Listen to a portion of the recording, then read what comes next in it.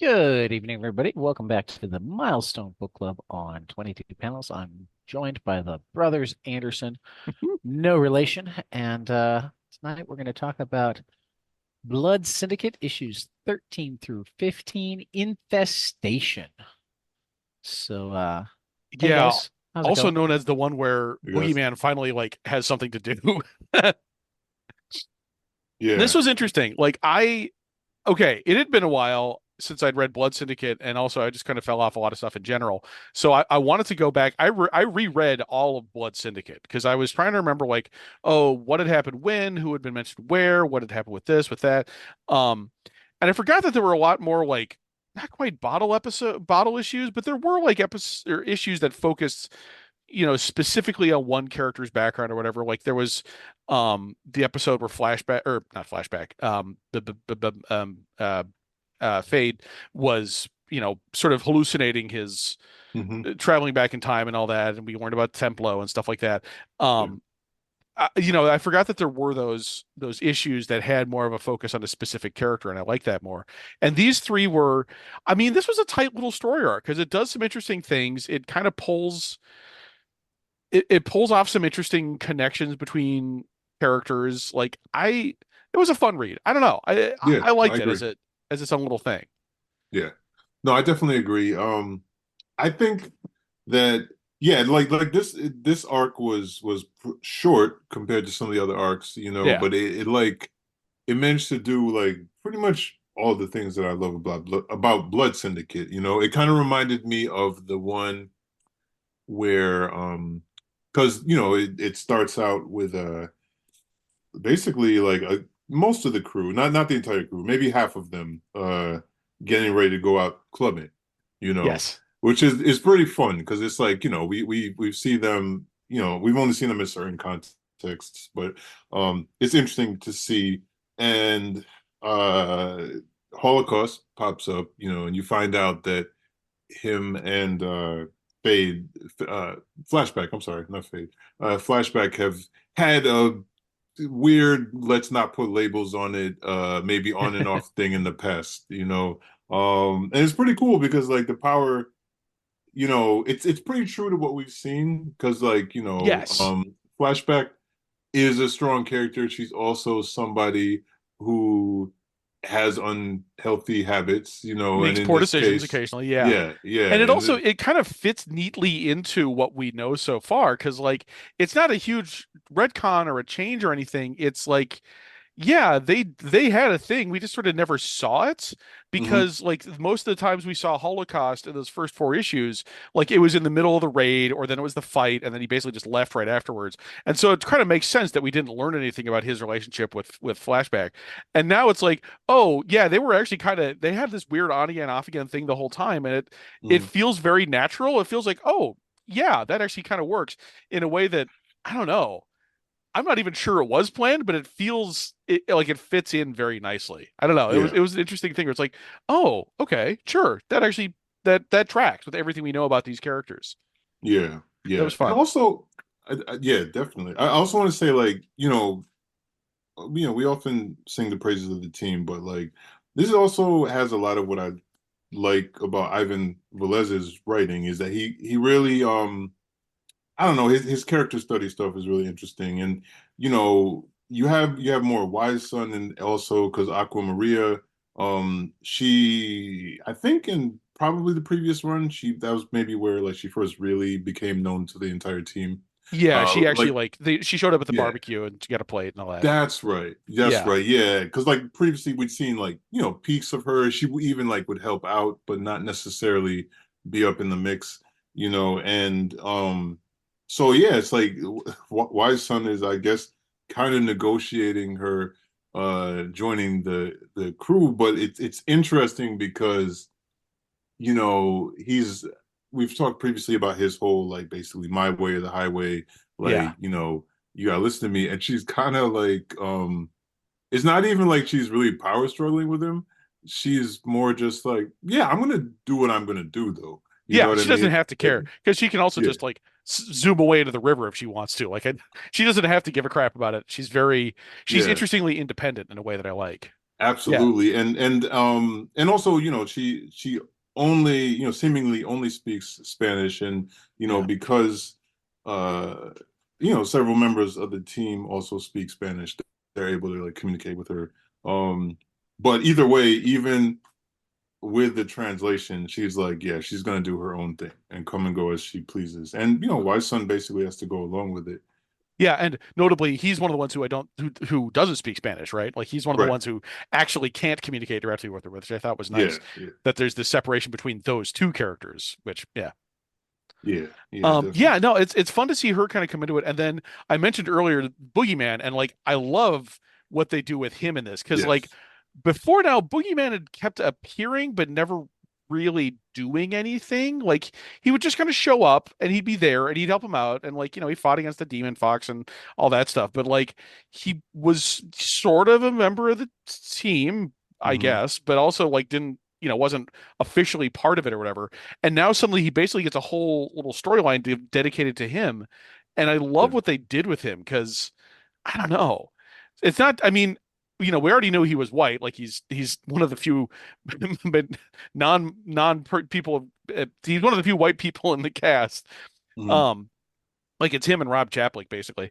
But like he he gets to have this whole storyline about how he's like sort of the extra member of the rat community of Paris Island, but not Yeah. the leader. Like he's part of this group, and he has a little more weight in some of what he talks about, but he's not like the leader of the rats of Paris Island. He's No. actually part of this weird community of rats. And I thought that was a fascinating little way to do it. I don't know. That was really fun to me. Yeah. Yeah. Um, No, definitely.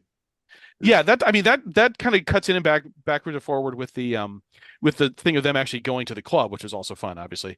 But then we'd also see him getting talked to by the rats. It's like, oh, there's a big war coming out, and like, having to speak at the council of the rats, talking with mhm. the elder rats. And that was, I mean, having this it's not okay, it's very common, obviously, for characters to be like the guy who talks to animals or whatever. But Right. I in a superhero context, but I love that he's not just like the guy who talks to animals. Right. He like he lives more in their world than Yeah. ours and like Yeah. has to obey their rules. And I thought that was a cool way to do it, where it's like, yeah, he is sort of a rat first and a person second in some ways. Yeah. So And on top of that, he's basically a human turned rat.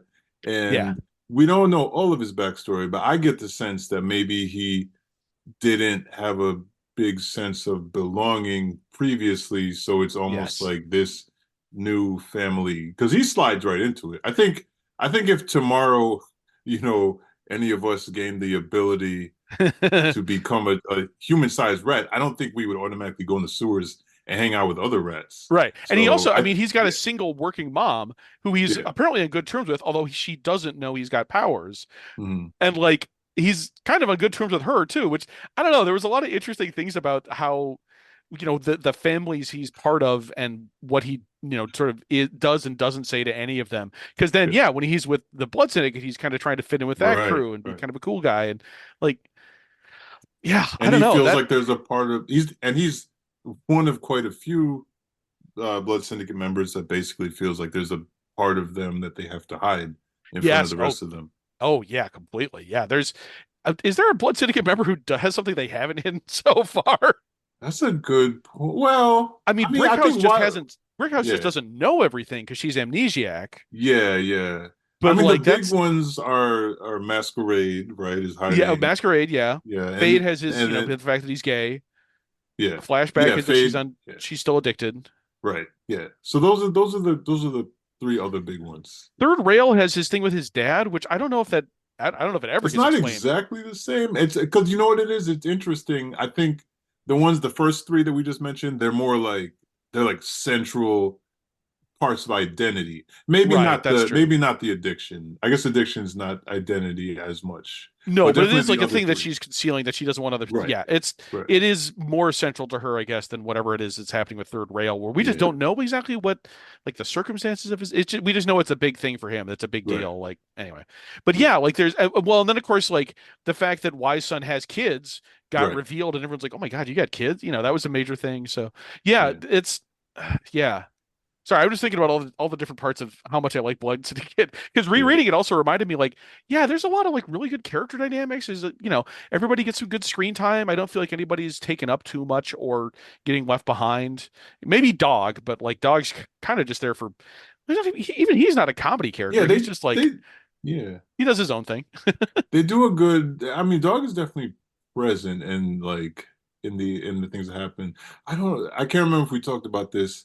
I got the sense that Dog had just been a quote unquote regular dog and then gained like, human The type power to, yeah. Okay, consciousness. I know I've mentioned in other episodes that I had the complete Milestone trading card set when I was a kid, and Oh I yeah. for some reason I happen to remember like exactly how they describe Dog, Oh great. which is Okay. that like basically he realized when he was intelligent when like he started watching a TV when he was like he was going down the street as a stray. He saw a Uh-huh. TV show. He started watching it and started critiquing the plot, and then he realized, oh crap, I'm intelligent. Like Oh, that's it was like an hilarious. accidental thing for him. Yeah. But they You also actually just mentioned yeah, sorry. yeah, they also mentioned that he either used to be or then was adopted by or adopted, but you know, Right, Tech Nine, right? with yeah, Tech Nine, yeah. Yeah. Um, so yeah, but the yeah, he used to just be a normal dog, not like a person who became a dog, like with Boogeyman or whatever. Right. Um, Yeah. yeah, that's interesting. I wonder if they never really make anything out of that, I guess. But the fact that he is literally an animal who becomes intelligent as opposed to a person who becomes an animal. Yeah, I think it came through in the writing. Yeah. And you actually just reminded me that I do have the complete set because I picked them up on eBay Oh, you did? like 5 years ago. Yeah, you can actually get them for pretty reasonable Okay. price. I didn't pay any crazy amount. Sure. But I haven't opened them because I think it's my 90s kid brain is Well, like you got to get the little sleeves and then you put them in the sleeves. right, right. I'm gonna open them though. I totally want to read them. No, I get you. Yeah, and I mean, they have like artist cards too. So like all the creators got their own card too, showing off. And you Yeah, know, yeah. it had like fake made up powers of like incokinesis or whatever, fun stuff like that. Yeah. Mhm. God, I Yeah, remember it's this. cool stuff. You know what? I'm gonna next paycheck I get, I'm going Yeah, on to eBay. yeah. But yeah, like Hopefully they're still reasonable. But yeah, yeah, here's hoping. I think I was Um, looking at them the last time Ted brought them up, and they're not unreasonable. yeah, yeah. Well, yeah, maybe, you know. Um, but yeah, I mean, this is a tight little story arc, although it takes a while for both halves of it to actually come together, because half of it is hmm everybody at the club and Holocaust and um flashback. And then there's also little bits of like Third Rail and Brick House back at the yeah, headquarters. Did they have a name for that? Whatever they anyway. And then Breaking the half of it is floor. Boogeyman getting and like the weird cockroaches that are starting to take over and attack human beings and stuff. And they don't really come together until like the third issue. yeah, But yeah, it's fun to just kind of watch everyone bouncing off each other and these two plots colliding in a cool way. yeah, yeah. I do Well, wonder the fact that it was 3 issues, which is such a weird number, especially because most of the other arcs have been 4. I wonder if they had to wrap it up quick because they were getting onto Worlds Collide. Yeah, I think they did. And you know what? Given That's hey, it the conflict that they were building to, I think it's okay. Because I don't know if I would have wanted to watch the rats duke it out with the yeah, roaches evolved for cockroaches. No, what we got 6 was fine. issues. Yeah. It was gross enough, man. I've seen species. No, wait, it's not Species. What's the movie where they Guillermo del Toro did it? What was the one with the cockroaches? Oh, It's a 90s one. Shoot, I'm not sure about that one. this is gonna bug me. Anyway, ha, Yeah. bug. Um, anyway, yeah, no, I liked it a lot. I mean, this is a snacky little story arc. It, you know, it follows up on some threads. It gives us some cool new information. Um, you know, Boogeyman gets some time to shine, which I thought was fun, but Yeah. it's yeah, it's the team is coming together more and more in a hmm way that's really cool. The team in the comic, not like the creative Yeah. team. Yeah. In a way that's it's fun to see them really start to develop crucial dynamics. And also that third issue, issue number 15, the third issue in the arc, that's I didn't hmm realize that was pencils by J.H. Williams. Yeah, very well, I want to say very early, but an earlier Right. J.H. And it Williams. also, I mean, it's a thing where I didn't realize sort of how much the inking matters because I don't know if I would have recognized it because the No. inking is different from a lot of the people I associate him with. I don't even know. He might do his own inking like currently, I but think he does now. Yeah, I mean, some of the stuff I've seen more recently, I assumed it was kind of because wait, when he did Batwoman, was he did like the watercolors, right? Like I felt uh, like it was just all him, wasn't it? could Did be. you I read that honestly arc? don't remember. Okay. I want to find out. No, I mean, I want to know too because like, yeah, that's yeah. Yeah. Either way, I think inking or not, there's a real evolution appears to have happened. Yes, yeah. This was relatively early in his career, I think. I mean, I don't know. We can pull up Wikipedia and check, but it feels early. But at the same time, like Yeah. I have the power of the internet. I will there we know go. some. Okay. I mean, I do wonder because his line work, I mean, his actual sort of composite, his characters and his sort of on the page art is great. He Mhm. doesn't have the yet as much of the stuff that I really associate with him, which is his incredible composition. Yeah. Because that's the thing that I always think of when I think of J.H. Williams is like really interestingly designed pages, with cool like massive designs or like big spreads or cool stuff like that. And there's Hmm. not as much of that in this issue. So I wonder if that's something that he kind of grew into or that he worked on over time or whatever. But yeah, it was an interesting thing where I'm like J.H. Williams, really? I had no idea. Yeah. So what's to Shell, say that where does where I'm still working on it, but yeah. Shelley Bonch told a great J.H. Williams story at um, CXC because when she tapped him for Sandman, everybody's like, "Oh no," because he's always late, blah blah blah. And she's like, "I don't think that's the case." So she's like, "I called him up and I said, so tell me honestly, how long will it take to do an issue?" He's like, 6 weeks. And she's like, "Okay, I'm going to give you 7 weeks per issue, and we're going to put spacers in the right spots so we won't fall off schedule." So she Mhm. she scheduled her one issue fill-ins, and that's where a couple of the one-shot Sandman stories came from. Mm. That's Yeah. fascinating. I mean, this is completely tangential, but like one of the things that always sort of defined Sandman for me as a series was having those different artists coming in. Uh-huh. Hmm. Which is partly why I feel like the TV show did a lot less for me than it did for other people because I don't have a singular view of Sandman. It's the whole mythic quality of the fact that like the guy looks different to different people is built into the very fabric of that comic because he's literally being drawn by different people. Right. And in the show, he's just a guy. So like anyway, I'm getting off topic, but like knowing now that it was a deliberate thing to make sure we had enough issues and Mhm. At pages times, coming out. yeah.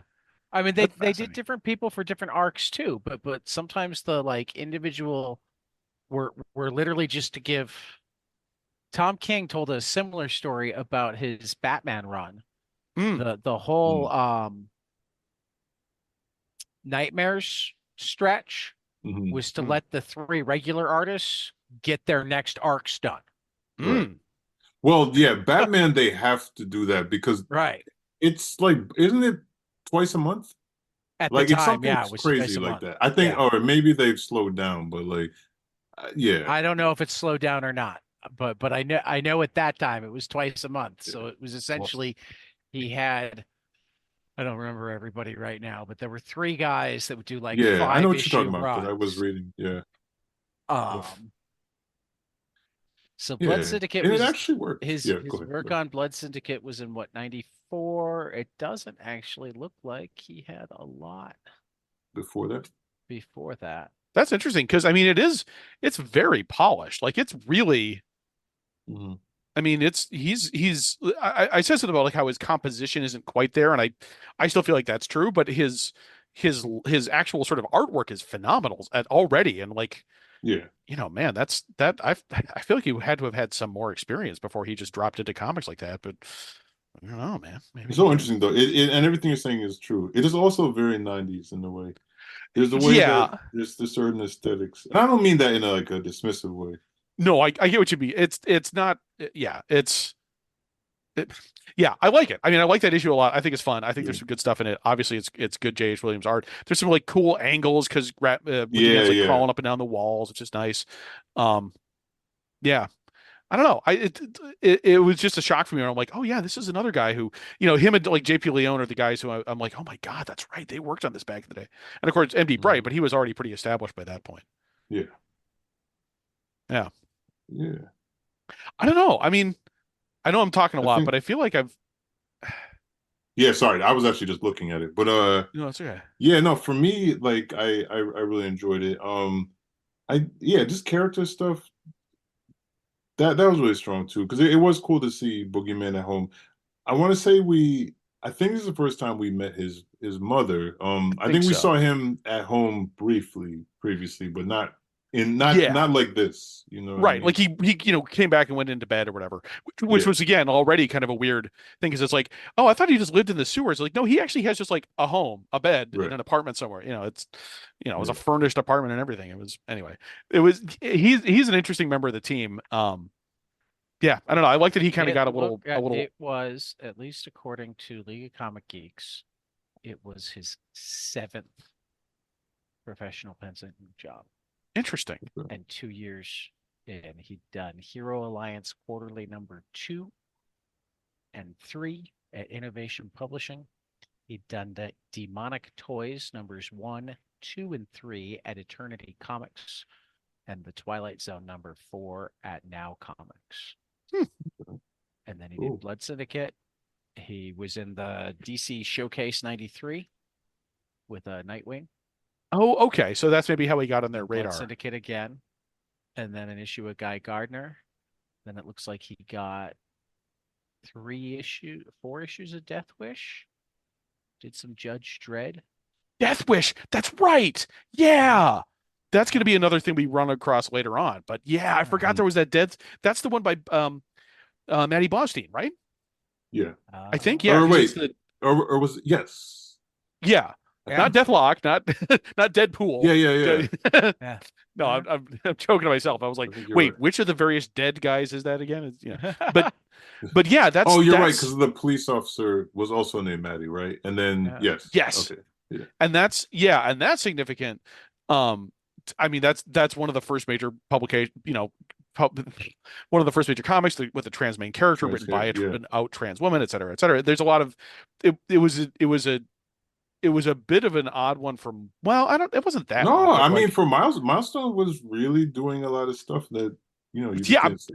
Yeah, oh I yeah, mean I I mean know you like know that, but yeah, well, yeah, I mean, and like Blood Syndicate has a trans character. It's just that the fact that it wasn't terribly supernatural, or it's not hmm supernatural, but like superhero-y. Like there's almost, right, I'm trying to remember, like Death Wish himself he's a Punisher-ish vigilante, although a little bit right. crazier. But there's, But he's human though. yeah, I don't think there's anyone with superpowers like in that.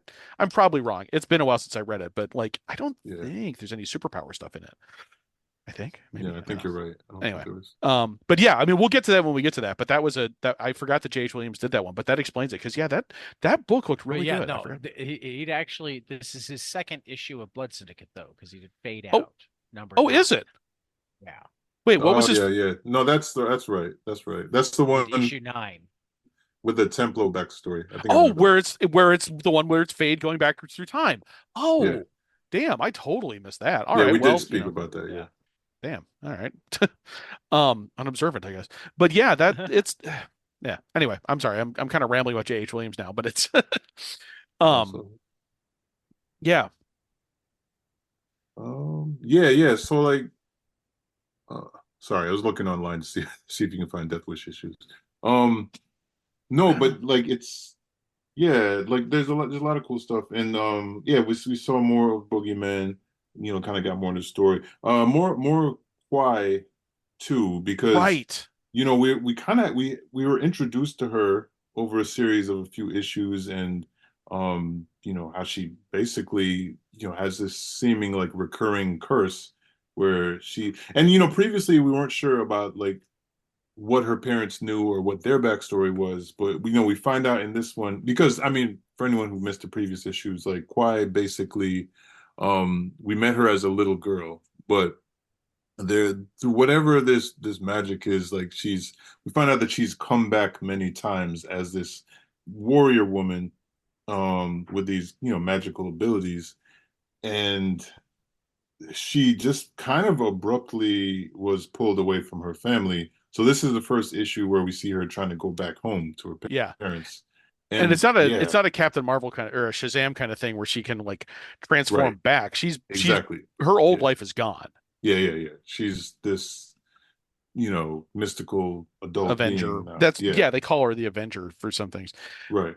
Yeah, I wish I remember if they It did was anything else with her past this first story arc because she has a lot of potential. And there's already, I mean, she talks about in dialogue the fact that, or like in internal monologue, the fact that like she has already met Fade Hmm. from in the future, but not from his Right. perspective. And like, so there's weird time travel stuff going on there. And I forget if that ever ends up getting followed up on or not. It's been a while since I read some of the later issues, but Yeah. yeah, no, I I like Kawhi a think lot, and her tragic backstory is interesting. Although I don't know, yeah, like I said, it's one of those things where if you have a character with that level of tragedy, where it's like, oh, she wants to be with her family, but she can never go back.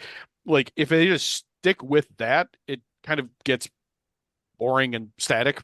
Not static in the character, but just like if there's nothing she can do about it, there's nothing really interesting about it to me. So I don't Yeah, know. I forget exactly Again, where they went with her, but I do think they yeah. do more with her, I hope so as I because I do remember. like her. And she's got a great design. I'll tell you that.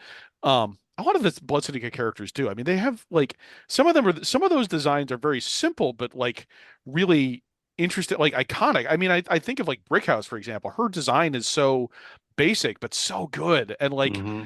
the fact that they had that whole issue where she goes to get her hair styled, and like they're having to figure out how to style it with the like, oh, you got to get the wire and the soldering stuff.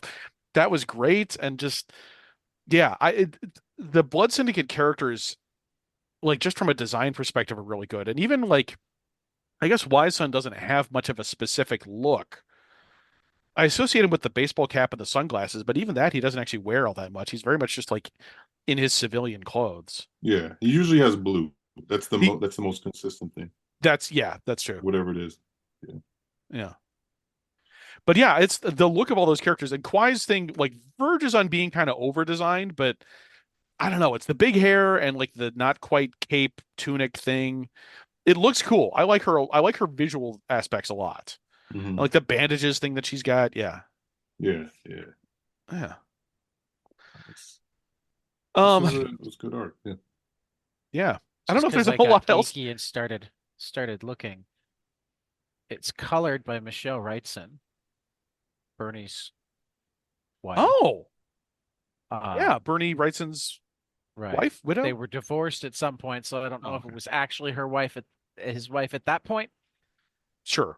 Um, and the inker Robert um Guiano, looks like he's only got like 20 some odd credits, and almost all of them are Milestone. Really interesting. Yeah. He did one issue of Conan, Sure. um, and one issue of X-Force, Hmm. and then a book at Penny Farthing called Captain Gravity, and then oh no, that's just the collected X-Force. So yeah, Huh. that's literally all his comics work. Interesting. Yeah. Yeah. So, what do you think of this issue? This arc, Ted? I enjoyed it. I like. I mean, it continues what I like the most about the Milestone universe, which is that it's got that. I call it for lack of a better term, I call it the Spider-Man feel, where they're always like trying to do something normal and then wind up doing something hero-ish in the middle of it because, well, they're just not allowed to have regular lives. Yeah. There's Uh, a really fun example of that from later in the series that I think is a static issue, but has the Blood Syndicate that I right. loved rereading. That was we'll get to there eventually. It was a fun I, one. Mhm. I I mean But yeah, the art was brilliant, but also like bugs and rats aren't my favorite thing to look at. No, yeah. Um, yeah, there are I, some kind of not quite gross out, but like, oh, I don't want to look at that. Ugh. I Yeah. I I did enjoy it when uh brick and third rail fell through the floor. I forgot that was in this set That of was issues. hilarious. Yes. During an intimate moment. Yes. Right. Oh, that was Um, fun. No, that's yeah. I did like who was it that was pondering what their kids might be like? Oh, that's Wise Son. In the Yeah, most crass Wise Son way possible. Of right, course. right. Um, but like real. I mean, again, I mean, that's the type of dialogue that's missing from so many comic books that like is missing from so many comic books because you got a bunch of teenagers and stuff like that going on. There's gonna be that dialogue. Yeah, definitely. Yeah, You know what I it's mean? I do like Um, that Wise Son is he gets to have his humanizing moments, and in this set of issues, mostly he kind of gets crapped on.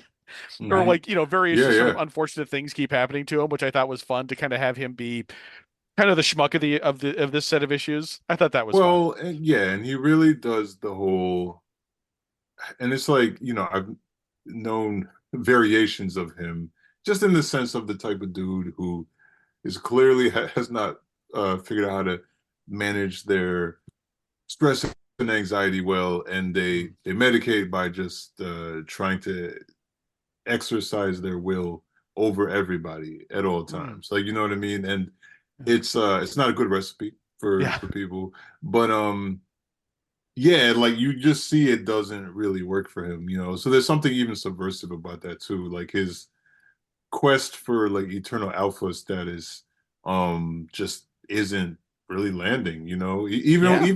even sometimes when other characters don't push back, you get the sense it's less because they're letting him steamroll them and they're just like, yeah, whatever, like, like They're it's just not. fed up with him. It's like, Yeah, yeah, all right, exactly. fine. Yeah, Yeah, and they don't want to bother to argue with it. No, it's he's a fun character to have as the team leader because he was, I mean, in those first few issues, Tech Nine is clearly he's the most charismatic guy. He's the best one. He's hmm, the one who's got a plan. He's the one who's kind of calm and controlled. He knows what's going on. And Wise Son was sort of more comfortable in the role of the asshole second second. in command, not asshole, but Yeah, like the second in command who wants to be the top dog yeah. but doesn't Starscream. necessarily have the smart, well, not the smarts even, but like the doesn't have the experience or the calm nature or whatever that he needs to actually be the top dog. And then suddenly he's thrust into that position with the death of Tech Nine, and nobody else wants to take it. And so he actually has to stand up and really just show genuine leadership. And there's been constant back and forth with that. And I like that a lot. I think it's a really Yeah, cool dynamic to have this guy suddenly be given the status of leader and be like, oh, I really don't know what I'm doing sometimes, absolutely. And but can't show it. my read of him is that, and I mean, I think you said it too, but my read of him is that um his failings is not about intelligence. It's more about like just emotions and Yeah, emotional maturity. You know what I like you mean? said, like Like, anger management too. Like that, yeah, yeah, that ability to know when to not push back and when right, to let right. someone else, when to step back, when to let someone else take charge or whatever. That's a lot of that's really missing from him.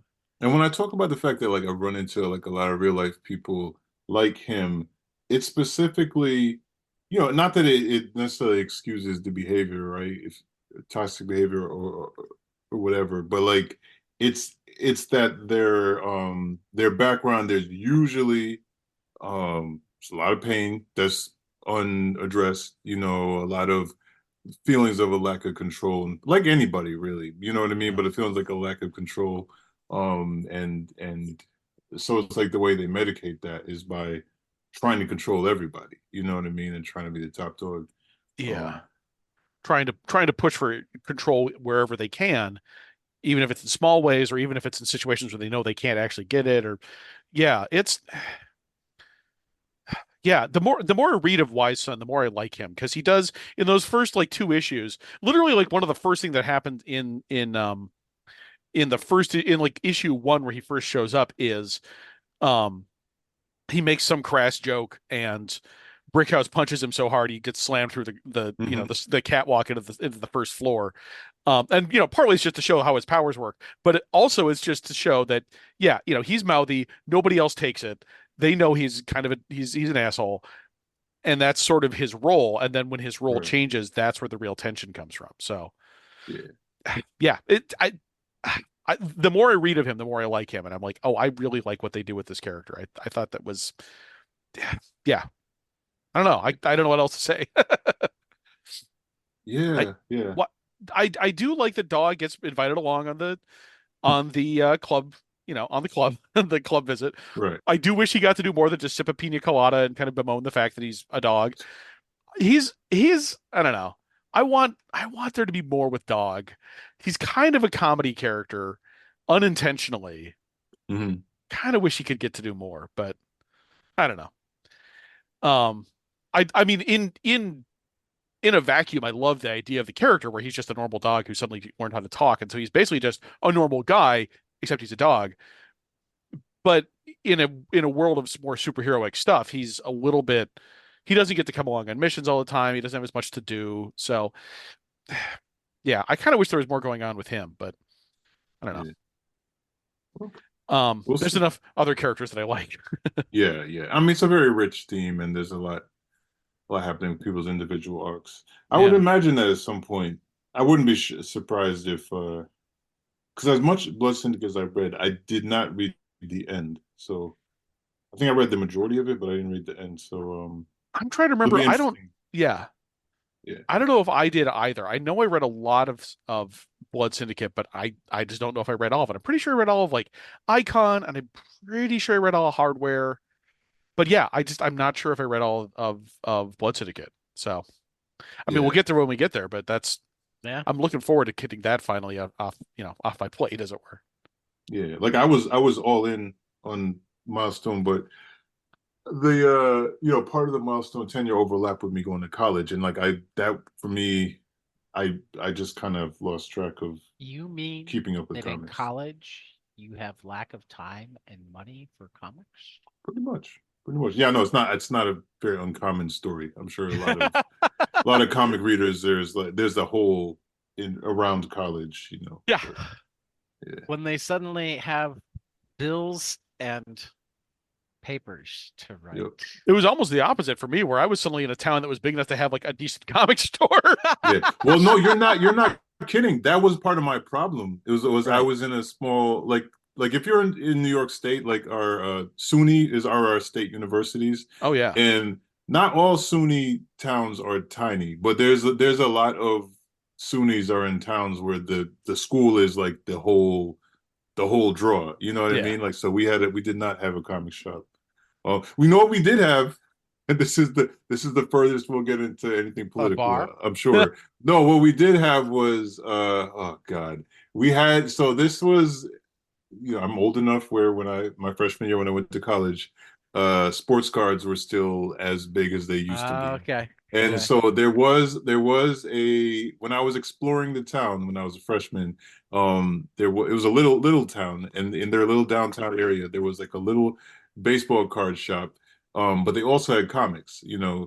So but I went in there, and the guy that owned it was loudly listening to Rush Limbaugh, and so I was like, okay, no business from me. You know what I mean? Like I left immediately and just was like, I'm not coming back. And so yeah, that actually was pivotal because if he didn't suck so bad, I might have you know got comics more regularly up there, but I didn't. Yeah. See, I That, did once buy comics from a store that had Alex Jones on, but it was only because he had Love and Rockets that he should have marked up 5 or 6 times what he had them at. And I'm like, well, I need to save these from this store. Well, I'm not endorsing shoplifting, but if I ever did, I would endorse it at that store. You know, it can be morally justified in some right, places. No, right. I I think I mean, even managed to bargain him down. Mm. now that's morally justified. What God, I'm like, Alan if Moore I had some buy quote. all 3 of these, will you knock it down to Alan Moore had some quote about like the people who end up starting comic stores are the kind of people who like who think that like, well, I've worn shoes all my life, I should start a shoe store or something like that. I don't remember the Hmm. specifics. It's Hmm. Alan Moore, but like there was some quote that's always I don't know. I wish I had the specifics of it, but yeah, he was I get that. Alan I Moore, get that grumpiest idea. man in comics, but like something about like the people who actually think they can run a comic store are not necessarily the people who actually should run a comic store. Absolutely, yeah, yeah. I I mean, mean, I feel like we're kind of catching up, but only in the sense that, like, well, there was places like Amalgam in Philly, but um, they closed. But like, I think there Yeah, I is a wonder what they're demand. up to because I heard that they had They were something doing cooking. online stuff. hmm. Yeah, Yeah, hopefully but there's it a sounded second. it sounded like they were maybe going to go into publishing. I Okay, all forget. right, that's cool. I'll have to I look it hope up. so Yeah, but I guess my point is because because they were Amalgam, cool. I yeah, and only met Amalgam them. I mean, I was. went to the shop twice and I met one of the owners once, Yeah, yeah. but they But were Amalgam was super started cool. by a black woman, and it's kind of, Hmm. and with social media and with the internet, the myth that comics all these years have only been read by sweaty white dudes, like, has been totally debunked. You know what I mean? You have all these Well, I fans mean, that are like, this I've been this reading is it why all we along, don't do and video they. because Ted and I would probably like go Well, I'm not against the talking about whole you guys. debunking the myth. No, no, No, no, no, I no. know You what you guys, mean. I know what you mean, though. I said sweaty white dudes. I didn't say handsome white dudes. So I was, So that was so excluding kind you of you. guys.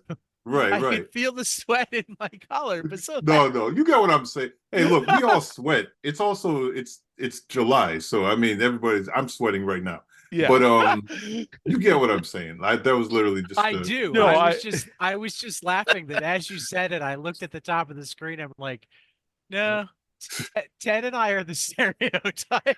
I'm Okay, kind of but glistening in like the camera here, but You're you know. not. understand this. I meant sweaty kind of in the way that people use ashy. Ah, It's not even just about your physical state. It's about your attitude. It's the kind of guy who right now is review bombing Star Wars Right, The Acolyte. We don't right, even need to get into the show. I'm right. enjoying the show, Haven't but watched it there's yet. yeah, but they know damn well Oh what their yeah. problem is. They're trying Oh to yeah. act like it's all these story reasons and the original trilogy, blah blah blah.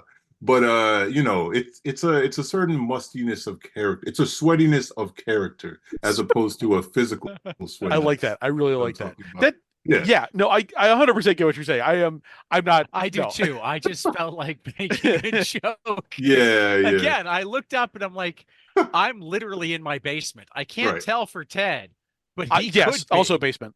Yeah. Yes, So we literally are basement two dwelling white guys. overweight white guys with facial hair in our basements. No, no, no. But that's the thing, though, man. It's like, you know, so I think my point, right? Because I do get your point. you guys are on the Marcus, right side of I'm history. just I'm Yeah, just I know. And having fun with it. I know you're joking. But in all seriousness, I guess what I was expressing is the fact that, like, that myth that, you know, there's one demographic that holds Yeah. the keys to comic book fandom has been dispelled. And Oh so, yeah. and I've heard a lot of women, just talk about their uneasiness with comic book shops, or when they do find one that's welcoming, how they really love it, Yep. because Yes. there are all these weirdos, Yep.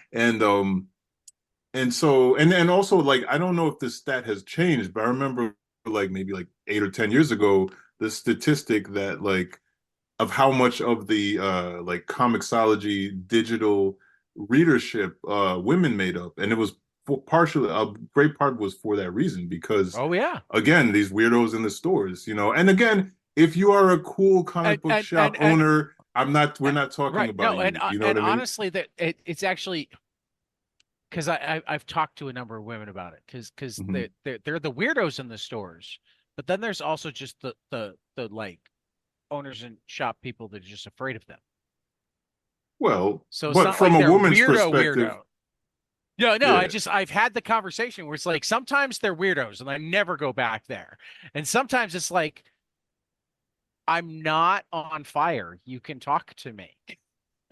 I But I kind of can lump tell that they you have I kind of lump you into weirdo, though, if you're okay. afraid of the women, they're your customers, because Why? There's They're so just many different people. You know ways what to I mean? mean weirdo here. I mean, Yeah, do we yeah, mean weirdo in the yeah. I don't mean like weirdo, criminal weirdo. I just mean weirdo, like you don't know how to treat women like human beings. But Yeah. Like, let's be at least mildly fair, Marcus. Comics attract a lot of introverts. yo, I'm an introvert, and Right. I am like, but I also have developed social skills. You know what I'm saying? And No, I I also don't. understand, I but it also took. don't. I know it took me Yeah, time. yeah. Took me time. Okay, so I think there's a difference between shyness Right. and if you are going to own a business where you're interacting with the public and you can find it within yourself to interact with the dudes, but the women you're just like, oh, I don't know what to do, Well, but then that's still something let's you need to investigate. let's also be honest here. If you go into 5 comic shops, at least one of them you won't be spoken to except at the register. Sure. Yeah. I've been to that comic shop. Yeah. There was that comic shop in Minneapolis for a while too. Yeah. There was that comic Whether shop. you're a And guy or a girl. Yeah, I'm a Yeah. light guy. Like it was Yeah. more just like, oh, this person just doesn't Okay, like but let me interacting ask you with this though: in those shops, were you guys like, "What do you know about this character?" And like, you know what I mean? Like, blah blah Right. There blah. Are wasn't you the even a real fan? interrogation. Yeah, yeah, Yeah. yeah. Because it's not just not talking to you. You know what I mean? Like, and I get it. Look, Chad, when you were in town, you came to my comic book shop, Your album was fantastic. and I love them. They're the exact opposite of that. I see all the time. Women will come in and they will, whether it's somebody who is like dyed in the wool, already comes in knowing all her stuff, or somebody that's like, hey, my friend recommended this manga to me or this book. What do you know about it? Like, it's respect. They will speak to you with respect like any other customer and Right. have decent Oh, customer absolutely. service. Well, You know I what I mean, mean? So I honestly think that particularly for a comic shop, which is just not that big most of the time, and yeah. I would say there are some big ones, but Third Eye, they never fail to do this. So, if they don't fail at Third Eye, which is actually big enough that you might be able to slip by and not have somebody, I Right. feel like the bare minimum customer service should be, hello, can I help you find anything? Right. Yeah. That's the thing. Like the other part of the Alan Moore quote that I was trying to remember was the idea that it's like it's run by people who love comics for themselves and who aren't actually trying to sell you comics. They just want to Yes. sort of have everything for themselves. So Right. Right. That's I mean, have or you funny. just ever have a been little in that shop clubhouse. where everything's overpriced because you can tell that it's because they don't actually really want to sell it? Yeah. Yeah. Or like They, they everything they is feel like bagged. because they own the shop, it has to be on sale, but this Yeah. is their Electra statue. Yeah. The All other thing is, right. and this is just a pet peeve. I've only run into this in one shop. I understand back issues. It's pretty standard for them to be bagged, but like there's this one shop that opened not too far from me, and everything's bagged, even new issues. And I'm like, well, like, how am Really? I? Yeah, like, what am I supposed to do with that? You know what I mean? And I bring that up because it's like when you talk about shops where they don't want to sell anything, I'm like, you gotta be, this can't be good for selling stuff because See, like a I big part of it is like looking through the book and see, I seeing. actually know a shop and I love this. Mm, All but one copy is bagged and boarded. oh, So So you the can one just copy grab, you can and they read don't and charge you for the bag and board. oh, So, you mean? Oh, I see so what you're saying. You're saying there's a display copy that you can right. look. Yeah, You that's my still point. have a copy that you can flip Yeah, through. as long as you can, as Because long as you can look through and I the think book. the most of floor Yeah, this, model. I think most of the yeah, stores that bag and board, if it's not back issues, they don't mind if you open. Because I think most of the stores I know that bag and board, it's like a courtesy. It's a rather, it's we give our customers a bag and board with the comic. Yeah. Wait, do some of those not have a display Yeah, copy? I know some that Oh, don't have some display copies. oh no, that doesn't work for me. I I because come get it, on. Yeah. but again, I also I've seen people. Oh, they generally use the resealable bag and boards. So Mhm. it's not like I think I've even been at one where there was a sign that says, feel free to open it and flip through it. That we just, Yeah. because depending on your shelves, it keeps the comics from getting dinged up on the shelves. I mean, Yeah.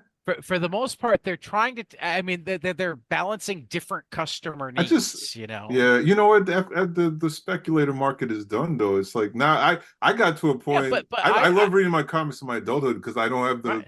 the myth that they're going to be worth a lot. You know what I'm No, I saying? So get I'm it, but like, I bag and board just so I can reread them. yeah, yeah, I agree. I hear you, and I do as well when I organize my thing. I do want to clarify one thing because I do think it is relevant to say if a guy is shy and awkward around women but is not toxic or you know just ill mean spirited, then that's nobody's vilifying that. It's just Right. the people who, because there's a lot of guys where that might be the case, and then they go really incel and they Right. take Oh, on like absolutely. harmful I attitudes. was really just trying to point out that there are some that are shy and awkward because they don't have enough experience Yeah, with women, period. And they don't want to come off as like A creepy weirdo. they're so worried about coming off as creepy that they stay in their corner until you talk to them. I think men as a whole, we all just we need to Sure, deprogram our shit. Like, we We you know need what to I'm do. do better. saying? Like, We yeah, do. and We well, do. But and that's I a mean, multi-generational process, Marcus.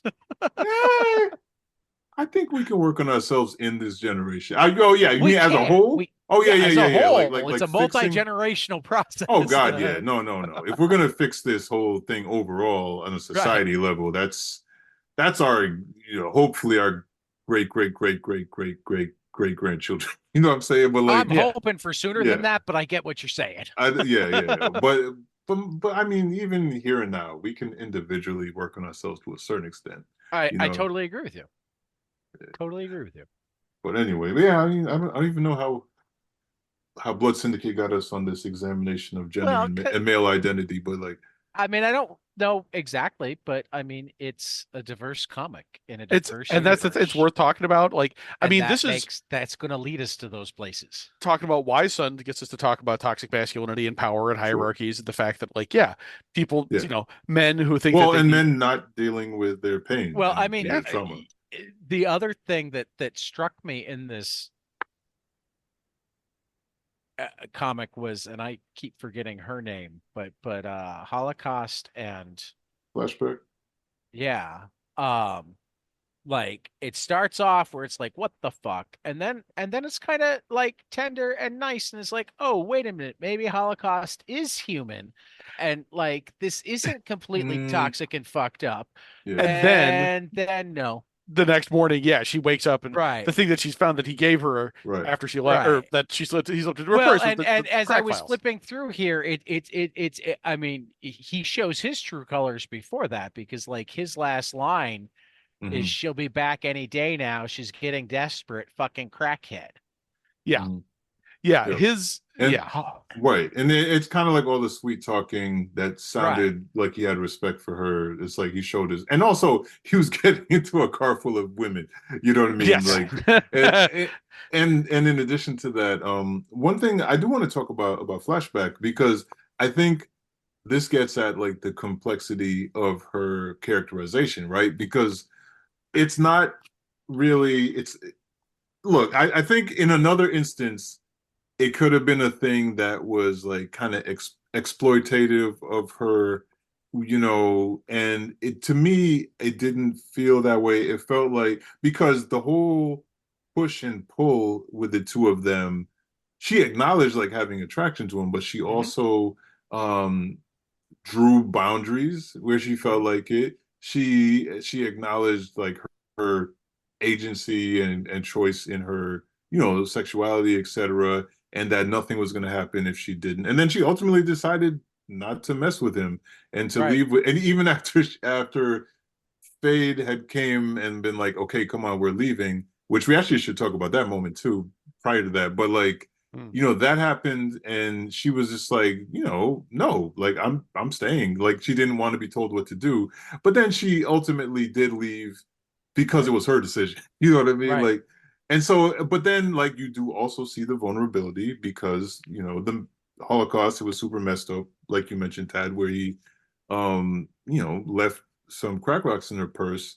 And initially she's really angry and she throws them away, but then she's like, the addiction grabs a hold of her. So you see that she's still vulnerable to that. So it's not either or, because it's like a lot of times, like with simplistic characterizations, it's either like, she's all badass all the time, Right. or like, I don't know, she's totally She's a helpless junkie or a something. doormat. Yeah, Yeah. exactly. Yeah. But she's, there's a lot going on with her, which makes her Yeah. just a more realistic character. Oh yeah. Yeah, I mean, the thing that kept getting emphasized and that I think is always, again, like in my big reread recently where I just went back through all the Blood Syndicate issues, the fact that she has to keep witnessing all her teammates and friends die Yeah. or in some cases dying herself and Right. then having to come back and save Right. everybody sometimes multiple times. Like that's Right. hugely traumatic and I like that they kind of addressed that. It's like, yeah, Yeah. she's doing crack. Wouldn't you in this situation, which is Right. maybe a little simplistic, but it is, No, you're absolutely right, because I can't remember exactly which issue, but I think like Wise Son was getting on her case for not having done it better. Like, yeah, I think it was Dog who came to her rescue and just was like, yo, she watched everybody die over and over again, yeah, and like, and in some cases like died or started dying herself, yeah. Like it's Right. like, yeah, so it's it's like, massively painful for her. So Yeah, it's got right. to be the worst possible power. Yeah. It's so interesting, because I think as time went on and we've been living with superheroes for decades and decades, it's like it kind of became a real fad in, like, say, like, two superhero TV shows, to like be like, what if your powers were really messed up, and comics have played around with that too. But like, this is definitely, like, I think a pretty unique one, where yeah, I where it's think other exploring people the might have time. consequences. Yeah, yeah. Yeah, they all a So lot of I them do do have have a really interestingly question. handled powers like that. Well, I mean, Fade too has his whole thing where he's sort of Right. spread out across 3 seconds in time, and it's getting harder and harder for him to like stay solid, basically. Yeah. Yeah. I Yeah. do What's up, have a Ted? question regarding her addiction.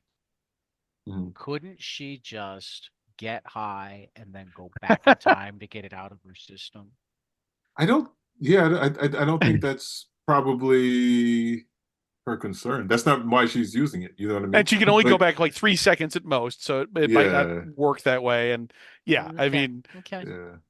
no, I get your I mean, point. I'm just saying it feels like she might be in the unique situation where she would Doesn't actually be have to take the able to drug to. manage. It's also one of the the most addictive, Yeah. of the vices. So she Yeah. might not be thinking about it that rationally. Yeah. And also I kind of having never done crack myself, but I kind of feel like it might be hard to do a superpower when you've just taken a massive hit of something. Well, Right, right. okay. I'm just no, I'm sorry. I'm not trying to poke holes in your ideas here. It is just I I mean was it's mostly interesting. being tongue in cheek. I'm No, I sometimes in know. comic relief, Of so course. so No, you're it's allowed to poke, you're allowed to poke holes in the incredibly bad No, it's idea. no, I mean Better not to do crack. this For the is kids this is out the this is there, Mom, John, Brett, Britt, no crack. Crack is right. bad.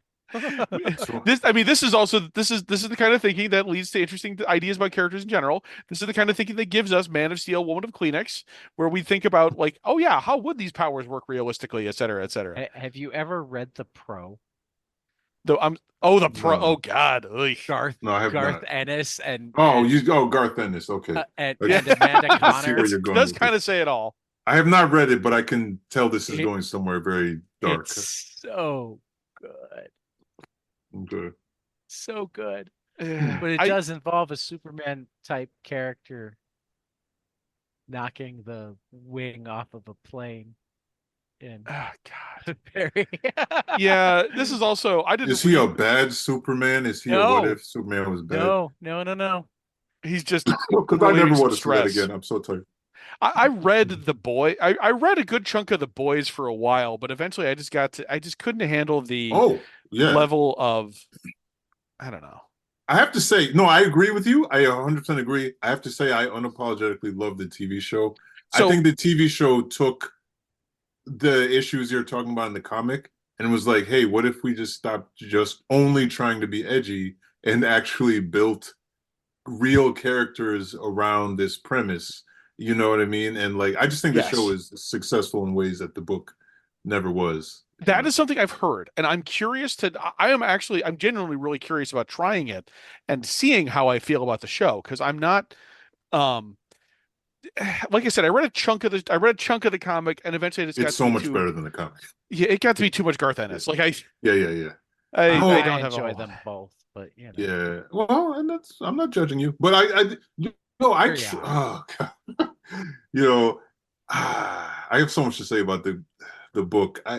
It I got the omnibus and I was like, you know, I'm gonna read this. I'm gonna see where it all started, and I didn't even finish the first omnibus. It's just not. I can see where there's enough there that I the mean show creators were able that's to. one of the things that I always did like laugh about when people were talking about how extreme the show was. Is I'm sitting there going, You know oh, And the go nothing. read the show, book. yeah, and you know what, the show is it The is sh- extreme the at sh- times, but but it's like it's toned down compared to the book. right, and it's like extreme stuff happens as because it is what would logically happen with these characters, as opposed to like, I'm sorry, Garth Ennis does extreme stuff just to do it. Okay, Yeah, yes. All right, Tad, for those at home, Tad has put some real Ennis on the screen. Uh, oh God. This yeah. is my favorite part. All right, we're not gonna give you the We're blow not for going to blow. describe it. People can go figure it This If out. you'd is like like, all he you can find does. your copy of the Pro at your local library, possibly. Probably, I actually. Oh, I God. did not know about this book, and I just I Uh, knew yeah. about it. I never actually read it. the premise of this book is that a couple of like Watcher type characters have a bet on whether or not anybody given superpowers will become a hero. So they choose a prostitute and give her powers and then tell the Justice League about it. So wait, it's in the DC universe? No, no, the Oh, Justice oh, League. their Yeah, version the Right, of the Justice Justice League. guys, Yeah, whatever. yeah, yeah, Yeah. right. yeah, yeah. Um, And are okay. they? Yeah, go ahead. Sorry. Sorry, I just wanted to take this in a different direction actually, because this is Yes, something I've please. kind of been this is something I've been thinking about with like specifically in relation to the boys, but also just like adaptations of books in general, Hmm. of comics in general, is that like I mean, Marshall McLuhan, famously had the line about the medium is the message. And part of that is that acknowledging that different media Work differently. different elements of a story will come out differently in different, Hmm. media. And Yeah. one of the things I've been thinking about is that I think it is probably more common in television shows and probably just television adaptations for characters who were unlikable or who were like written to be bad guys or who were, killed off early or whatever to gain an unexpected fandom or an unexpected different recognition or be written differently by the writers, Yeah. specifically because they're now being portrayed by a different in live action by a person you can actually see, trying, acting in some cases, giving a nuanced performance or, Right. altering how that scene plays out. But Yes. like seeing a real person gives you a different kind of empathy for them in a way that I think means that television and I guess movies too, but Uh-huh. um, makes it, when you see a real person doing these things, that makes it possible for you to have a little more empathy for them than you might if it was just a picture on a page like in a comic. Hmm. I don't know. I mean, this is the kind of theory that it's not a theory that you could actually test or anything, but I feel like I it's think more that's common for there to interesting. be, and I mean, like, this is mostly we're talking about comics adaptations, of course, because Right. like, again, having not seen The Boys, I don't know much about it, but I do know that like the guy who's like Homelander, Yeah, yeah, yeah, yeah, yeah. he in the comics, I remember him he's one of the bad versions of the Justice League. He's the bad Oh yeah. Superman. Oh yeah. Yeah. I don't remember him playing like a sort of a significant character role apart from just being one of the antagonists. But in So the show, he's apparently become like the breakout character of that show, practically, it seems so like. let me yeah. So I have so much to say about what you just what you're talking about. So Sure. on one hand, okay. First of all, one of the things that I think is most because I loathe Homelander on the show, and Anthony Starr is doing an incredible job of playing him, and I loathe him with all my being. And You're supposed to. that's a testament, right? But this is the thing, and this There goes to kind does of seem to be a group what of Ted people was that talking about. only just figured out. It more than seems. It more than seems. They were watching it, and they were unironically convinced that he was the hero of the show, and the show is it is absolutely one of the things that's really effective about the show is it's essentially a 5-season long horror film in which Right. you know what I mean, in which Homelander is basically the horror villain, but it's like in that and in some of the best horror you can do some really nuanced storytelling with your characters, and I think there's a lot of really cool character work that's going on. Are you caught up, Tad? No. Oh, okay. No, I don't Fourth think I've done season. anything past the first season yet. Oh, okay. Yeah, you got to I'm way watch more. behind. Yeah, because like there's some I really read comics, man. You can do both, though. You can do both. But Sometimes I do both at the same time. yeah.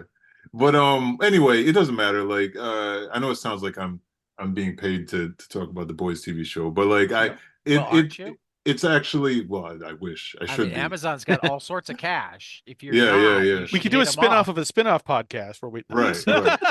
No, but it's really interesting. But it is an interesting Rorschach test to America, in that like a lot of these people, to the extent where the creators had to say like, no, he's actually a villain. Yes. Like, you know what I'm saying? It's kind of along the lines of, when the right figured out that Rage Against the Machine was liberal. Right. Was not on their side. Which How did they not know? And literally, Tom Morello is like, what machine did you think we were raging against? Yes. No, but that's the interesting thing is they never think that they're the machine. You know what I mean? They think that's where all of the like. I mean, yeah. So we won't go too deep into this weeds, but this is along those lines, and it's like a friend of mine turned me onto a podcast called Knowledge Fight, where a couple of comedians listen to Alex Jones. So I just heard about this. Right. Yeah.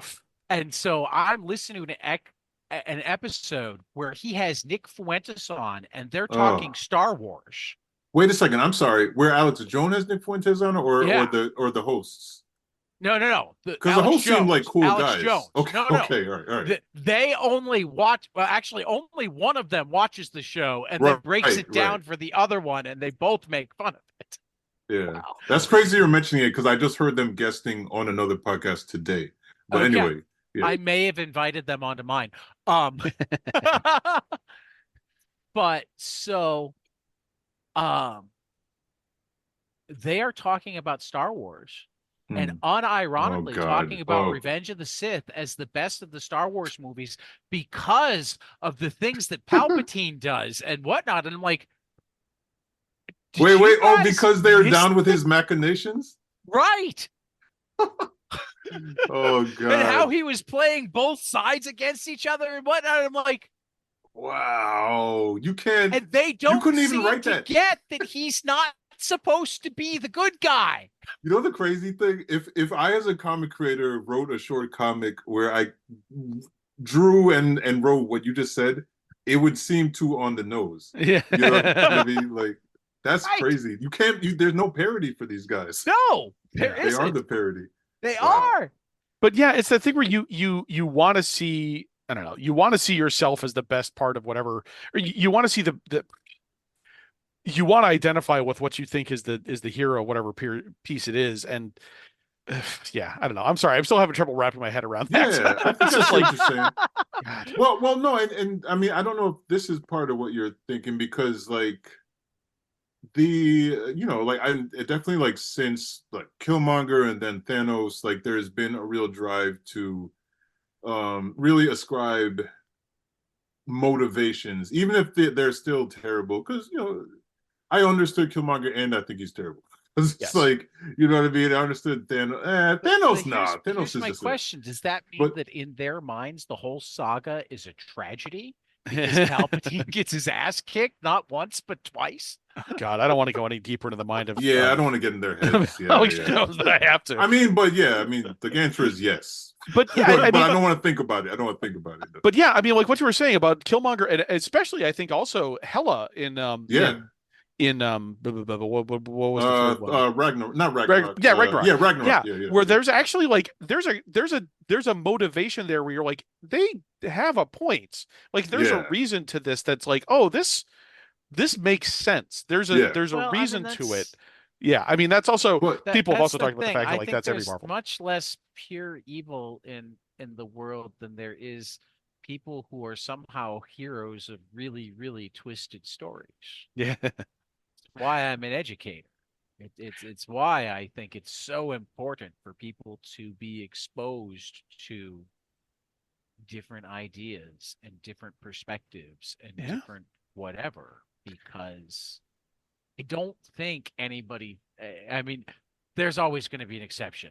Who knows? Ted Bundy might have thought he was the villain of his own story. If not Ted Bundy, there's got to be a serial killer somewhere that just decided I want to be a villain. But I don't think in general people think that they're the villains of their own stories. But I think what you're talking about is both true and it's the problem. Oh, you know what I'm saying? Because it's totally the problem. Yeah, I wasn't saying ultimately, yeah. And I know we've had this back and forth a lot, but like I think, especially again with violent white supremacist men, like you know, if you are like the recipients of their pain or their understandable whatever bullshit, like you know what I mean, it kind of doesn't matter to you. It kind of doesn't matter to you what they're it's not.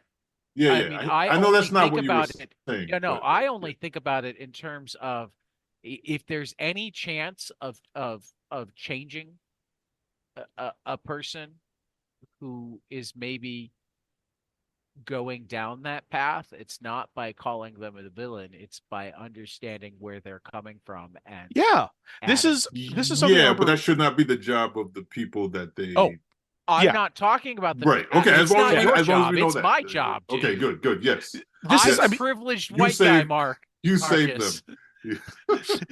My job, not yours. Okay, good. This is the thing.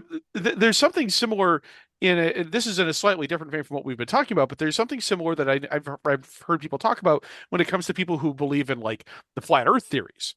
Or things like that, where it's like these are people who are trying to do science, who are attempting to understand the world, who are really genuinely trying to fit, find things to fit the facts as they understand them with the and the world that they are observing. Looking for a community.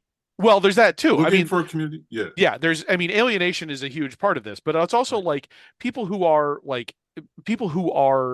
in those kinds of communities, they are in a way they are scientists of a sort. They are attempting to, do something. They are attempting to integrate facts into a worldview in a way that makes sense. They are going about it in a way that is incorrect, and in some cases, like encourages, political activism of a form that's not positive, but like they are scientists of a sort, and we should not be ridiculing them or attacking them, but rather helping them with a scientific project and helping them understand. A fantastic book recently. Wait, can I ask a quick question though? I want to don't lose your thought, Ted. No problem. I got it. I think what Ted is talking about is fascinating. But what exactly do you think is wrong? I can't even get through it. What exactly do you think is wrong with us? The Earth is flat. What do you? Sorry. No, you had to do it. I get it. I get it. I laughed halfway. I didn't land the plane. No, you had to do it. I get it. Oh man. No, I tried it. Okay, go ahead. I read a fantastic book recently by a woman named Kelly Weil, who's actually been reporting on flat earthers since 2015. Called Off the Edge: Flat Earthers, Conspiracy Culture, and Why People Will Believe Anything. It both humanizes them and like takes a really deep dive into how the culture comes about, how it exploded, how it waxes and wanes, YouTube had a lot to do with it because the algorithm just happened to Hmm. make it so flat Earth videos got popped into everybody's feeds, and people were like, Yeah. "Oh, this looks weird. Let me watch it." And that just made it pop into even more feeds. Yep. So for a while, the absolute best way to become YouTube popular was to make flat Earth videos. Hmm. Yeah. Yeah. No, That's that's fascinating. And I think that I'm sorry, Ted. I just want to say good. real quick that like, yeah, like in addition to what you're saying, and I think you said a version of this, all of these things like conspiracy theories, obviously they predated YouTube, but YouTube has just created a vehicle that to skyrocket it, Oh yeah. but at the center of all of it, right? Like there is again that theme of control that we talked about, and I think all of us, pretty much every human being would love if we had more control over our lives, the world, our circumstances. You know what I'm saying? And these conspiracy theories, I mean, QAnon and all this stuff, it allows people to feel like, no, I do have the answers. Everybody else is crazy, and I am the smartest person in the room, and I oftentimes with disastrous results, right? Because it's like it's like an unsatisfying drug that never really really satisfies you, so you're just always chasing the high, like even worse, and it can just take you to really dark places. Yeah. Yeah. This whole conversation that we've gotten into about conspiracy theories, I have to go on a tangent here because I'm a little A behind it. tangent So from our tangent. I mean, at this point, it's all tangent. It's tangents all the way down. Yeah, yeah, yeah. Like this, I'm a little behind in the series, so if things may have changed, maybe it's a little bit different now. Maybe I should go back to it. But Okay. this is part of the reason I'm really not a fan of the Department of Truth series. And I feel like I should be. It does a I lot of love things I that like. I character. love a lot of the artists they have on there. I think some of the writing is really good in general, but it separates, like, in making conspiracy theories sort of a thing that exists metaphysically outside of a person.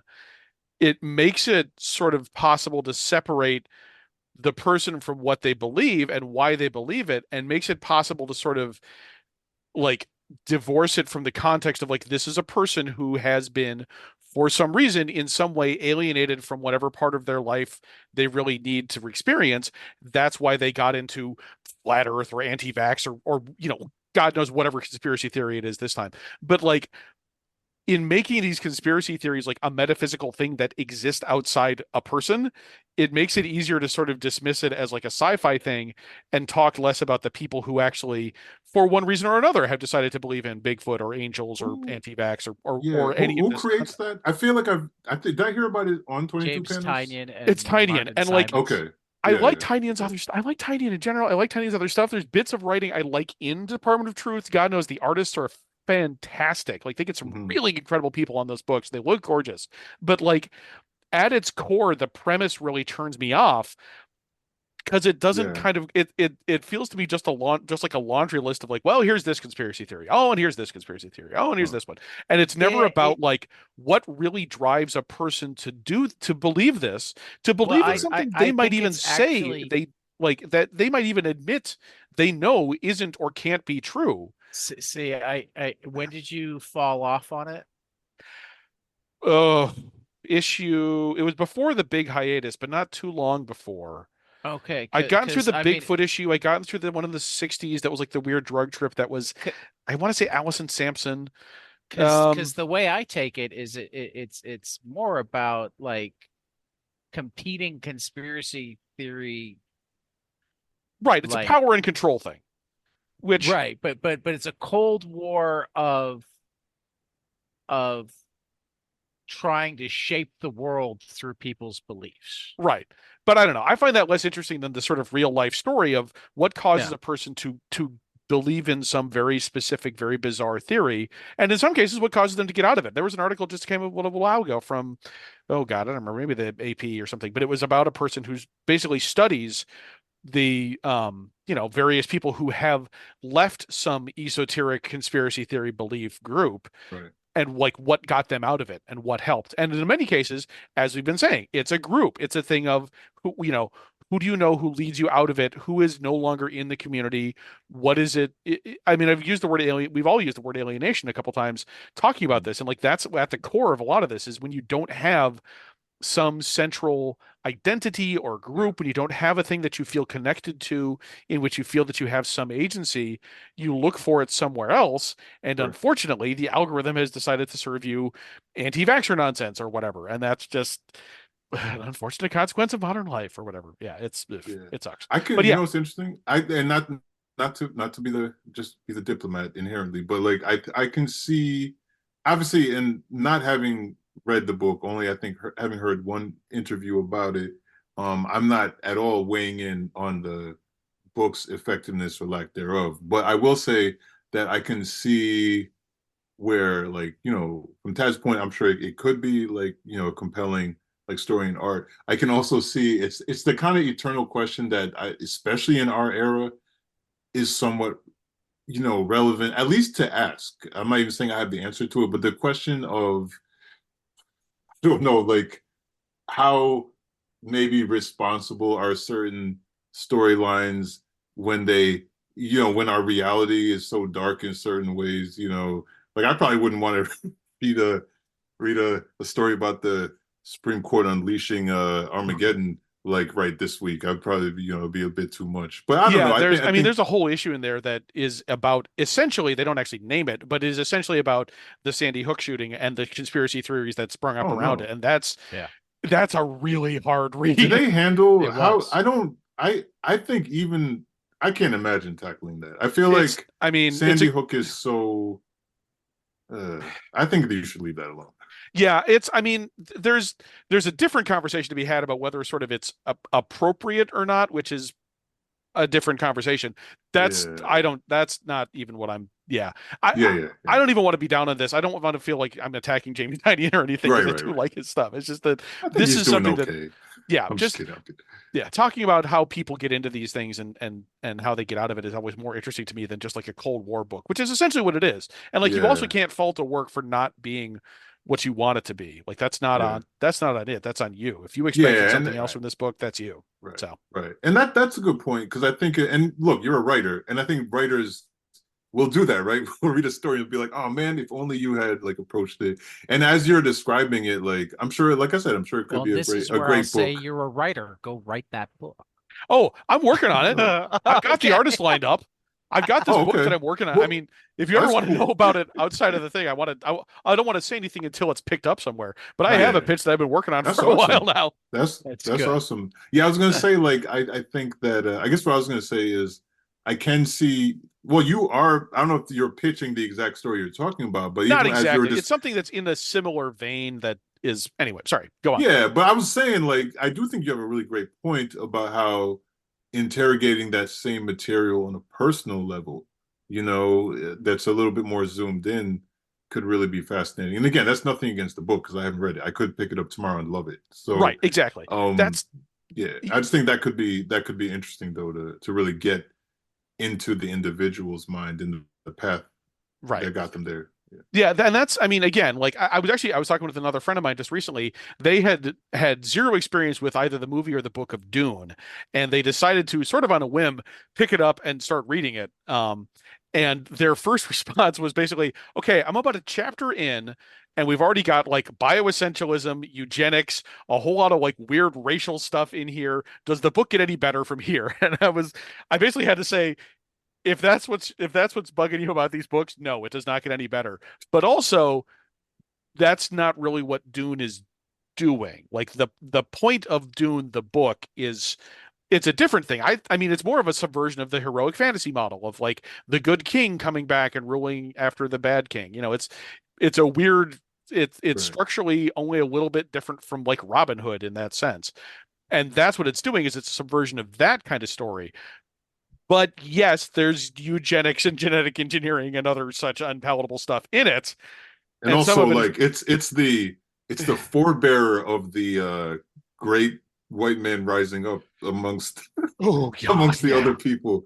Yeah, I mean, Which I think is actually fascinating. And like for the record, I completely missed the Dune train. Not even it's on principle. I think initially when I was a kid, I was like, that exists, yeah. and I didn't even Yeah, I've know read why some I of the didn't. comics, but haven't gotten deep yet. Yeah, and I have nothing against it. I'm not downing it, but it's like, but I mean, I have definitely, because people talk about it so much, I have ingested a lot about it. So I do think it's fascinating that a lot of stuff like that we know of, that came afterwards. It's like people like me have picked up, like, say, the Luke Skywalker archetype, or these things when Dune predates all of that. Like, you know what I mean? Yeah. So I think I'd already digested so much of what it's doing in different ways that it You wouldn't didn't even feel the it would need to actually feel read the. somehow old, but if I picked it.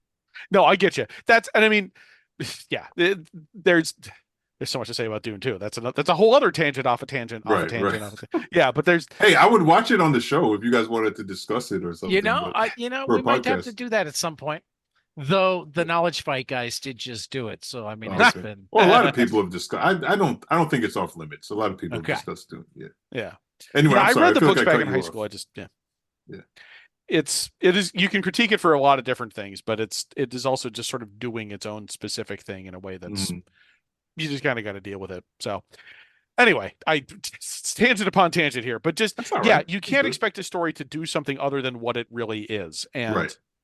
it's, sometimes the writer just wanted to tell this kind of story and they didn't Hmm. want to have to worry about, oh yeah, I guess there's this stuff in the background or whatever. That's Yeah. that's just kind of on you. There was a manga that I read years ago where it's like I basically read it the wrong way. And I at some point I have to go back and reread it, knowing that it's not a romantic comedy, but actually a series all about trauma. And it's like, oh yeah, I gotta Hmm. reread that now. Which one?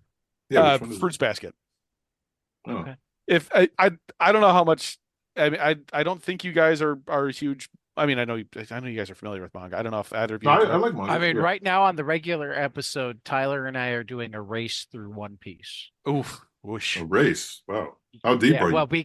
because I we haven't decided. started it yet, but I've had it recommended by a million people. And you can jump in if you want. I'm on chapter 120. He's on chapter 71. There are like 1,000 chapters. Yeah, yeah. That's why I haven't It's started yet. gonna be ending in February. I'm sorry. Wait, the series is ending? Yeah, It's been ending confirmed that early One Piece next. is in? Yeah, it's gonna Wow. be ending. Yeah, so that was the idea. Is we're gonna see if we can race to get there. I did Wow, not know that it had been confirmed that's to have an crazy. actual. But yeah, like $3.99 will get you a Shonen Jump membership, Hmm. and therefore you can read it all Just read everything. digitally for $3.99 a month.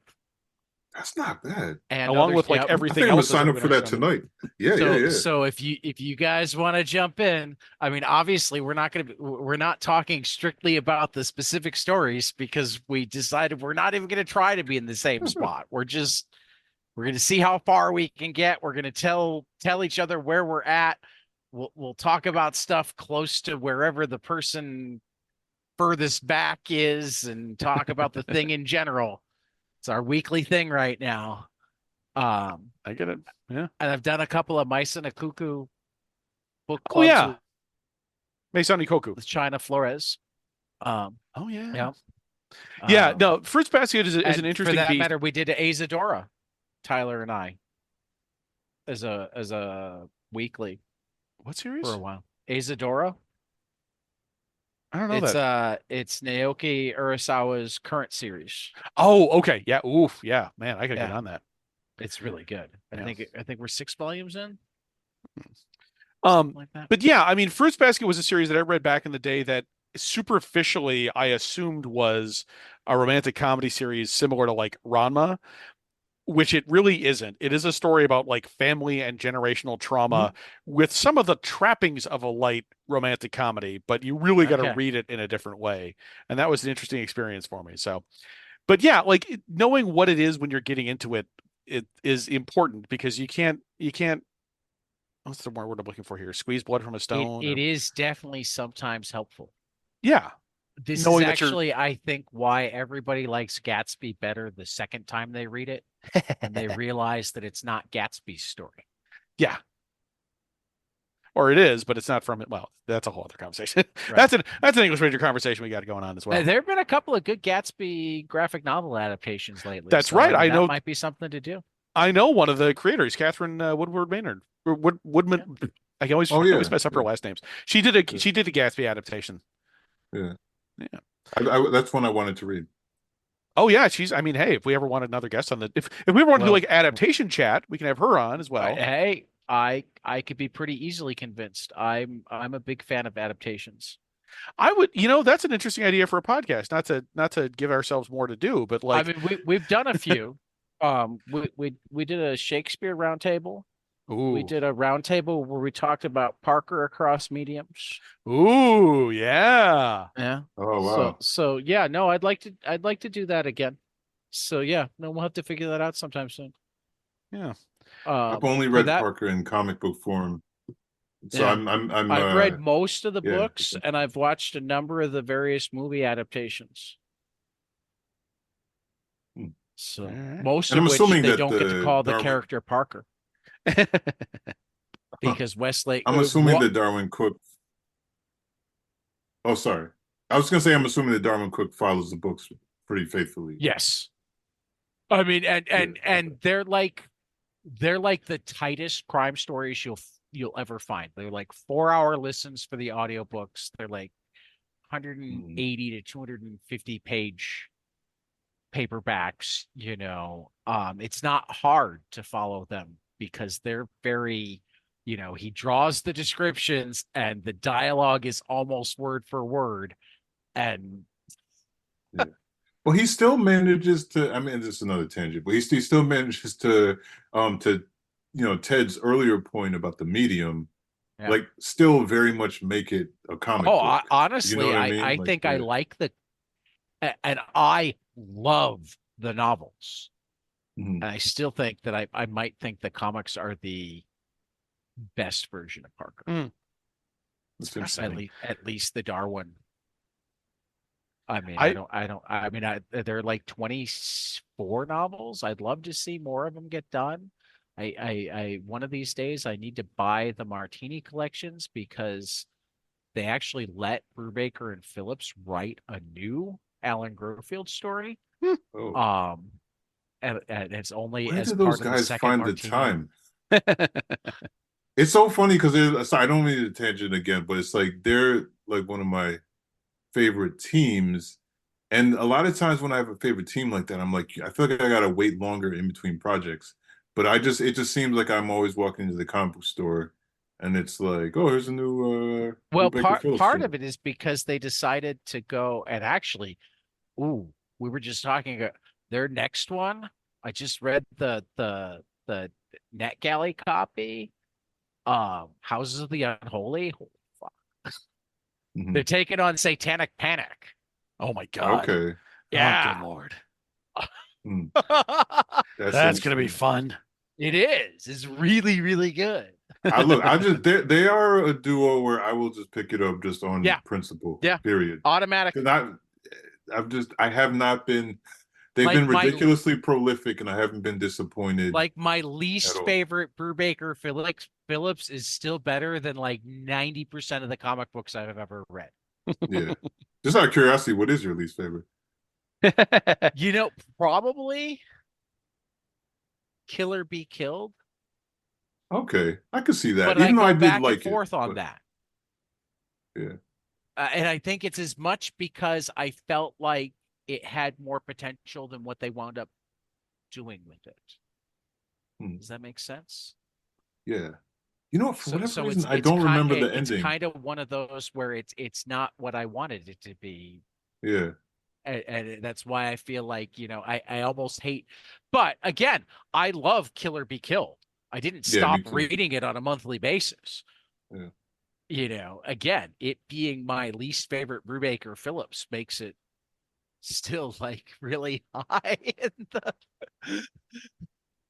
Yeah. so I think Condon Phillips are already giving them a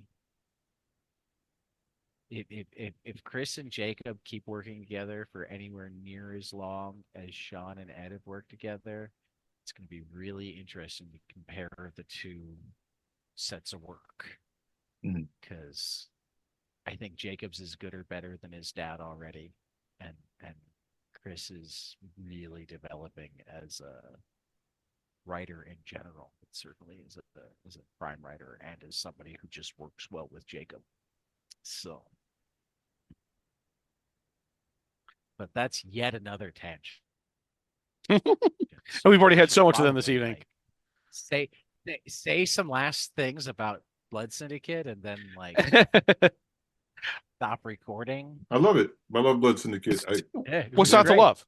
Yeah. It's a great cast of Well, the characters. bugs. I didn't love the bugs. And I do think as many tangents as we went on, I think it's a tangent that only Blood Syndicate could. It's unique to Blood Syndicate in that I That's fair. feel Blood Syndicate deals with a lot of things, and it encourages a lot of thought. So Yeah. that's Yeah, nice. I like it a lot. I'm continuing to really enjoy it, and I'm happy to stick with it. But for next time, we are Next thinking time, apparently of Worlds doing Collide. We're just gonna all of Worlds blast Collide. through it. We're just gonna Yeah, blast through it. you gotta not rip off the band-aid, more like go through the gauntlet or something maybe. But Something yeah, like that. What? No, Yeah. Gauntlet was a Spider-Man storyline, and it was much longer. Yeah. God, It's really good. I'm sure it is. Yeah, it But should be yeah, we're gonna interesting. try and go through all of Worlds Collide, which I don't know if I got through all that when I did my big read of all the milestone stuff way back in the day. So this might be new material for me. I don't I actually mean, know. So yeah, I Yeah. don't think it's gonna be. I mean, if I know anything about a DC crossover, it's going to be more action and less dialogue Oh yeah. than normal issues. Yeah. So yeah, 13 issues isn't actually like ridiculous to begin with. Um, but I'm betting that it's going to read more like 6 or 7.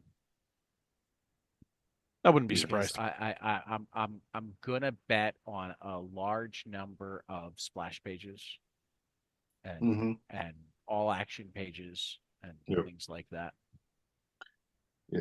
I don't And have it in front of me, so I can't guarantee that. But Right. I'm well, I'm no, I curious. did. I did read this last year, so you're Ooh, pretty accurate. Yes, it does what I know my crossover events. yes, yeah. Well, not really, because for the most part, I don't read crossover events.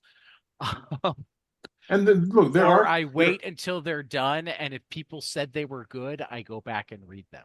right, You and know, that's why I'm saying like the crossovers for me that really transcended the medium, not the medium of comics, the medium of crossover. Like they were ones that managed to take the formula and do something right, more, something right, more memorable. But right. like Yeah, there's the a original lot Civil of War was a crossovers I great know I read, but crossover. I can't remember.